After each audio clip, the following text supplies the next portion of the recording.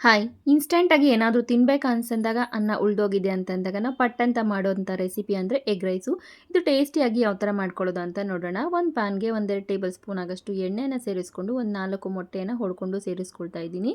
ಸ್ಟವನ್ನು low ಫ್ಲೇಮಲ್ಲಿ ಇಟ್ಕೊಂಡು ಒಂದು ಸ್ವಲ್ಪ ಪೆಪ್ಪರ್ ಪೌಡ್ರು, ಸಾಲ್ಟನ್ನು ಸೇರಿಸ್ಕೊಂಡು ಒಂದು ಸ್ವಲ್ಪ ಹೊತ್ತು ಫ್ರೈ ಮಾಡ್ಕೋಬೇಕು. ಇದಕ್ಕೇನೆ ಒಂದು ಸ್ವಲ್ಪ ಕೊತ್ತಂಬರಿ ಸೊಪ್ಪನ್ನು ಸೇರಿಸ್ಕೊಂಡು ಮತ್ತೊಂದು 2 ನಿಮಿಷ ಫ್ರೈ ಮಾಡ್ಕೊಂಡು ಇದನ್ನು ಒಂದು ಪ್ಲೇಟ್‌ಗೆ ತೆಗೆದೆತ್ತಿಟ್ಕೊಳ್ಳೋಣ. ಈಗ ಅದೇ ಪ್ಯಾನ್‌ಗೆ ಮತ್ತೊಂದು 2-3 ಟೇಬಲ್ ಸ್ಪೂನ್ ಎಣ್ಣೆ, ಈರುಳ್ಳಿ, ಕ್ಯಾರೆಟ್, ಹಸಿರುಮೆಣಸಿನಕಾಯಿ, ಸ್ಪ್ರಿಂಗ್ ಆನಿಯನ್ಸ್‌ನ ಸೇರಿಸ್ಕೊಂಡು ಒಂದೆರಡು ನಿಮಿಷ ಚೆನ್ನಾಗಿ ಫ್ರೈ ಮಾಡ್ಕೊಂಡ್ಮೇಲೆ ಒಂದು ಸ್ವಲ್ಪ ಕರಿಬೇವಿನ ಸೊಪ್ಪು, ಜಿಂಜರ್ ಗಾರ್ಲಿಕ್ ಪೇಸ್ಟ್‌ನ ಸೇರಿಸ್ಕೊಂಡು ಸ್ವಲ್ಪ ಸಾಫ್ಟ್ ಆಗೋ ತನಕ ಫ್ರೈ ಮಾಡಿಕೊಂಡು ಇದಕ್ಕೆ ಖಾರದ ಪುಡಿ, ಧನಿಯಾ ಪುಡಿ, ಅರಿಶಿಣ ಪುಡಿ, ಉಪ್ಪು ಮತ್ತು ಪೆಪ್ಪರ್ ಪೌಡರ್‌ನ ಸೇರಿಸ್ಕೊಂಡು ಉಳಿದಿರೋ ಅನ್ನ ಆಗಿರ್ಬೋದು, ಹಾಗೆ ಮಾಡಿಕೊಂಡು ತಣ್ಣಗೆ ಮಾಡ್ಕೊಂಡಿರೋ ಅನ್ನ ಆದರೂ ಸೇರಿಸ್ಕೊಂಡು ಮಿಕ್ಸ್ ಮಾಡಿಕೊಂಡು ಐ ಫ್ಲೇಮಲ್ಲಿ ಒಂದೆರಡು ನಿಮಿಷ ಫ್ರೈ ಮಾಡಿಕೊಂಡ್ರೆ ಟೇಸ್ಟಿ ಎಗ್ ರೈಸ್ ರೆಡಿ ಆಗುತ್ತೆ.